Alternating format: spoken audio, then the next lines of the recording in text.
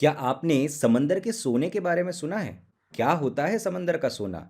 आज हम यही डिस्कस करेंगे कि घोल मछली यानी कि घोल फिश, जिसका scientific name black spotted Crocker है, वो कैसे बना समंदर का सोना। आइए जानते हैं कि किस वजह से ये न्यूज़ में रहा। Gujarat gets a state fish, why ghol harnesses a lottery for them. Gujarat का घोल स्टेट फिश बन चुका है और इसके बनने के कई कारण हैं। आज हम ज्ञानकोश के इस वीडियो में जानेंगे कि वाई घोल become the state fish of Gujarat, क्या उसका इम्पोर्टेंस है, क्या उसके स्पेसिफिकेशंस है, और ओवरऑल हम इंडिया के फिशरी सेक्टर के बारे में भी ब्रीफली जानेंगे। चलिए शुरू करते हैं।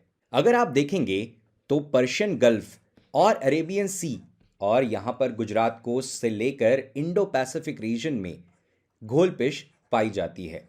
अगर हम इसे देखें तो सबसे इंपॉर्टेंट पार्ट गुजरात का कोस्ट लाइन है, जहाँ पर पर्शियन गल्फ पास में ही आता है और इंडो पैसिफिक और अरेबियन रीजन यहाँ से बहुत ही एक्सेसिबल हो जाता है। इसी कारण गोल्ड फिश गुजरात के फिशरमैन्स का एक बहुत ही इंपॉर्टेंट हिस्सा हो जाता है। अब सवाल आता है कि कैसे कोई भी स्टेट अपने स्टेट का फिश डिक्लेयर कर सकता है। पहले तो ये क्यों हुआ था, ये जानने की कोशिश करते हैं। सबसे पहला, इसका यूनिकनेस, और दूसरा इसका इकोनॉमिक इम्पोर्टेंस दर्शाता है कि घोल फिश गुजरात गवर्नमेंट के लिए यानी कि गुजरात के फिशरमैन के लिए एक बहुत बड़ा इकोनॉमिक इम्पोर्टेंस दर्शाता है। हमने ये तो देख लिया कि गुजरात ने घोल फिश को क्यों इम्पोर्टेंस देकर उसे स्टेट फिश बनाया है, लेकिन स्टेट फिश बनाने के लिए स्टेट को किस किस स्टेजेस में जाना पड़ता है। तो सिंपल बात यह है कि कितना ये यूनिक है और उसकी इकोनॉमिक वैल्यू कितनी ज़्यादा है। किसी भी तरीके से घोल फिश या फिर कौन सी भी फिश उस स्टेट का एक इम्पॉर्टेंट हिस्सा बन जाती है उसकी इकोनॉमी एंड लोगों के लाइफस्टाइल में। तो अगर ये दिखा पाता है कोई भी स्टेट, तो तब वो स्टेट उस फिश को डिक्लेयर कर सकता है। लेकिन इसके प्रोसेस में कंसल्टेशन बहुत ज़रूरी होता है। स्टेट गवर्नमेंट फिशरी डिपार्टमेंट के साथ मिलकर बहुत सारे स्टेक होल्डर्स के साथ डिस्कस करता है। फॉर एग्जाम्पल, कोई डिस्ट्रिक्ट की अथॉरिटी है, कोई डिस्ट्रिक्ट के रिप्रेजेंटेटिव्स है, वो इन सारे कंसल्टेशन से इस डिसीजंस तक पहुंचते हैं।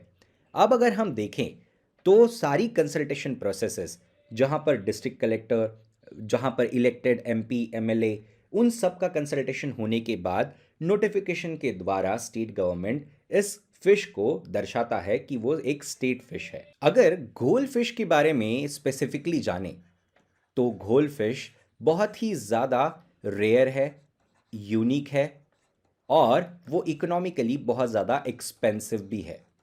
जब इन सारी एलिमेंट्स को ये लोग पास कर लेते हैं, तो इसी वजह से गुजरात ने उस घोल फिश को अपना स्टेट फिश बनाया है। अगर हम डिटेल में घोल फिश के बारे में कुछ इन्फॉर्मेशन जानना चाहते हैं तो लेट्स डिस्कस। अगर हम जानें कि घोल फिश की पूरी लेंथ 1 से 1.25 मीटर, 125 टू 1.5 मीटर तक इसकी लेंथ होती है। अगर हम उसकी वेट की बात करें तो जनरली ये फिश 20 to 25 kg की पाई जाती है। अगर हम इसकी इकोनॉमिक इम्पॉर्टेंस देखें तो इंडिया के अंदर यही फिश 5,000 रुपये किलो से लेकर 15,000 रुपये किलो तक बिकती है। और यही फिश अगर हम एक्सपोर्ट करें तो यही फिश 25,000 रुपीज़ kg से चाइना और दूसरी कंट्रीज़ में एक्सपोर्ट भी की जाती है। ऐसी बहुत सारी इंटरेस्टिंग कहानियां हैं, जैसे कि महाराष्ट्र की कोस्ट के अंदर चंद्रकांत तारे बोलकर एक फिशरमैन हुआ करते थे और उन्हें एक साथ 157 फिशेस कैप्चर हुई, जहां पर उसकी वैल्यू उन्होंने कमाई करीब करीब 1.22 करोड़ रुपीस। आप इमेजिन कर सकते हैं कि किसी के हाथ ये एक खजाना लग जाए तो ये सोने से भी महंगा खजाना उसके पास लग गया है, ऐसा समझ लीजिए। ऐसी बहुत सारी कहानियां हैं जो ये दर्शाती है कि ये मछली, ये फिश समंदर का सोना है। अब हम देखते हैं कि इस मछली का, इस फिश का, घोल फिश का क्या एडवांटेजेस है। जब हम देखते हैं कि इसकी यूसेज कॉस्मेटिक्स में बहुत ज़्यादा है, कॉस्मेटिक के बाद इसको बहुत ज़्यादा मेडिसिनल यूज़ के लिए माना जाता है, बहुत फ़ायदेमंद है। कोलाजिन नाम का एक बहुत ही इंपॉर्टेंट सी कोलाजिन, ये आपकी स्किन को कभी भी ड्राई या फिर झुर्रियाँ पड़ने नहीं देता है। इसी का इस्तेमाल बहुत सारे यंगस्टर्स एंड बहुत सारे फिल्म स्टार्स भी करते हैं। जब हम देखते हैं कि घोल फिश के जो स्विम करने वाले ब्लैडर्स है उससे वाइन बनाई जाती है, जहां पर इसका इस्तेमाल कॉस्मेटिक्स में हो रहा है, उसी तरफ उसका इस्तेमाल वाइन मेकिंग में भी हो रहा है। घोल फिश का हार्ट अगर आप कंज्यूम करते हो तो आपके लिए इम्यूनिटी बूस्टर का ये काम करता है, और ये चाइना के अंदर ट्रेडिशनल मेडिसिन की तरह यूज होता है।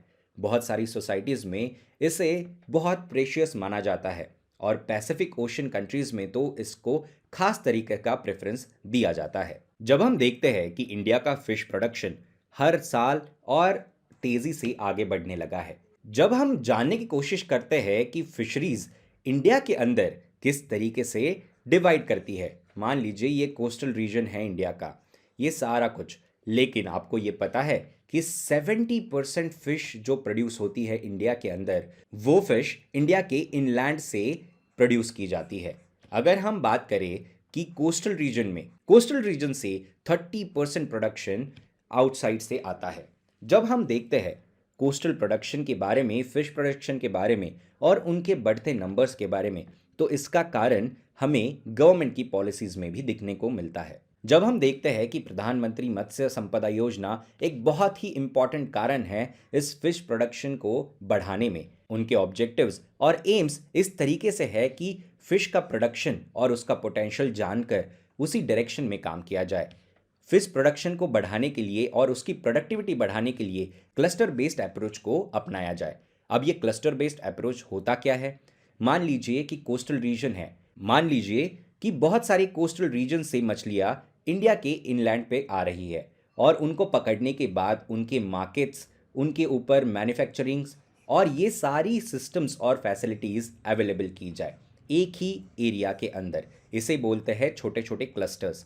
यानी कि कोई फिश पकड़ेगा, कोई उसे बेचेगा, कोई उसे प्रोसेस करेगा और कोई उसे प्रोसेस कर कर कुछ नए फूड आइटम्स बनाकर बेचेगा। इसे ही बोलते हैं क्लस्टर बेस्ड अप्रोच। अगर हम बात करें कि इनलैंड फिशरीज़ की, जैसे कि हम जानते हैं कि इंडिया का फिश प्रोडक्शन इनलैंड वाटर से 70% तक का आता है, उसे भी डेवलप करने के लिए प्रधानमंत्री मत्स्य संपदा योजना बहुत ही ज़्यादा फंड्स इकट्ठा कर कर उन्हें प्रोवाइड करते हैं। ये फंड्स एक तो अपना फिश फार्म बनाने के लिए भी यूज़ करते हैं, दूसरा है अपनी टेक्नोलॉजी को यूज़ कर कर फिश प्रोडक्शन को बढ़ाना, उसके बाद उसके माइक्रो क्रेडिट्स और उसको मार्केट की अवेलेबिलिटी दिलाना। ये सारे काम प्रधानमंत्री मत्स्य योजना में किए जाते हैं।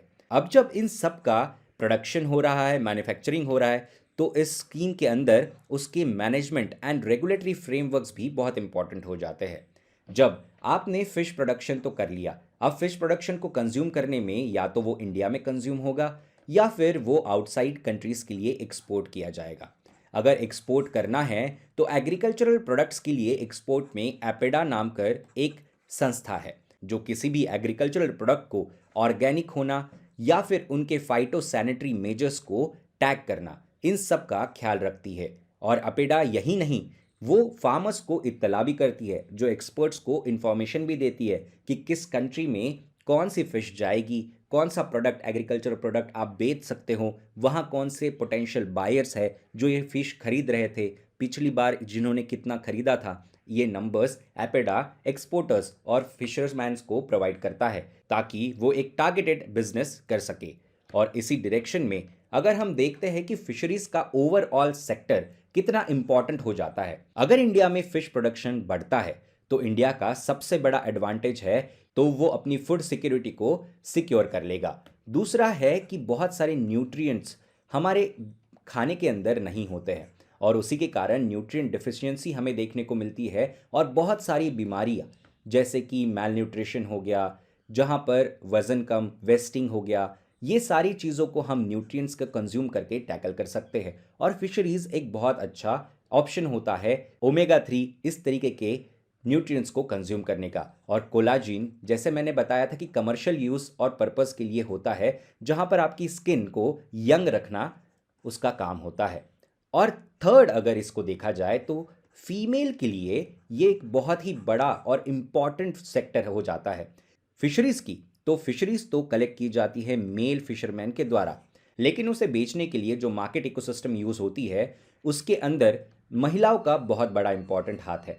अगर उसके बाद भी अगर महिलाओं की उत्थान की बात करें तो फिशरीज की वजह से उनके अंदर फूड सिक्योरिटी का प्रॉब्लम सॉल्व हो जाएगा। उसके बाद उनको न्यूट्रिएंट सिक्योरिटी मिलेगी। उसके कारण जो प्रेग्नेंट महिलाएं हैं उनका जो उनके जो बेबी आन उनके पैच उनके खान पान का खास तरीके से ख्याल रखा जा सकता है। उसी तरीके से एम्प्लॉयमेंट जनरेशन एक सबसे इंपॉर्टेंट सेक्टर है जहां पर फिशरीज इंडियन इकोनॉमी को बूस्ट दे सकता है इन कोस्टल रीजन्स और इसके अलावा इनलैंड रीजन्स में भी। इन सारी डिटेल्स की वजह से फिशरी सेक्टर एक बहुत ही इंपॉर्टेंट हिस्सा माना जाता है इंडियन इकोनॉमी का। और जहां पर 200 मिलियन लोग पूरे वर्ल्ड वाइड में इस सेक्टर में एम्प्लॉयड है, तो आप सोचो इंडिया का कोस्ट लाइन देखकर कितने सारे जॉब क्रिएशन के अवसर खुल जाते हैं। और जैसे इनलैंड वाटर्स में हमारे यहाँ रिवर्स है, Ganga river, Narmada river, Brahmaputra river, इन सब रिवर्स की वजह से बहुत सारी फिशरी एक्टिविटीज़ को हम बढ़ावा दे सकते हैं। आई होप आप सबको ज्ञानकोश का ये वीडियो अच्छा लगा होगा। कोई भी आपके सजेशंस होंगे तो प्लीज़ कमेंट सेक्शन में पोस्ट कीजिए। धन्यवाद।